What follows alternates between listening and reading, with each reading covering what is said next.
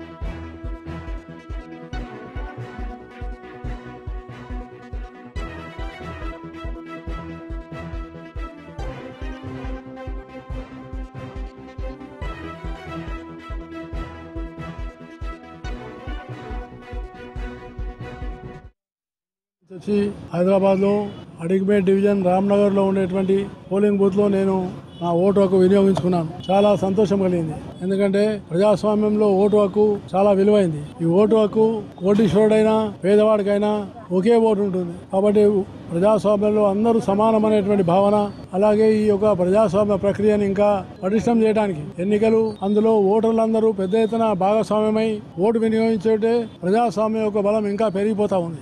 ఏ పార్టీకి ఎవరు ఏ మద్దతు ఇచ్చినా ప్రజాస్వామ్యం అనేది చాలా ముఖ్యం. కాబట్టి ప్రజాస్వామ్యాన్ని కాపాడుకొని ఎన్నికలను సమర్థవంతంగా, శాంతియుతంగా, సామరస్యంగా ఓటర్లు తమ యొక్క అభిప్రాయాలను తెలిసేటువంటి వాతావరణాన్ని నిర్మాణం చేయడం మనందరి కర్తవ్యం. కాబట్టి ఈ యొక్క ఓటు హక్కు దీన్ని వినియోగించుకోవాలా. ఎంత పెద్దవాళ్ళైనా ఎంత చిన్నవాళ్ళైనా ఎక్కడున్నా తప్పకుండా విశేషి ఈ ఓటు ప్రక్రియలో పాల్గొని ప్రజాస్వామ్యాన్ని ఇంకా పటిష్టం చేయాలని నేను ఓటర్లందరినీ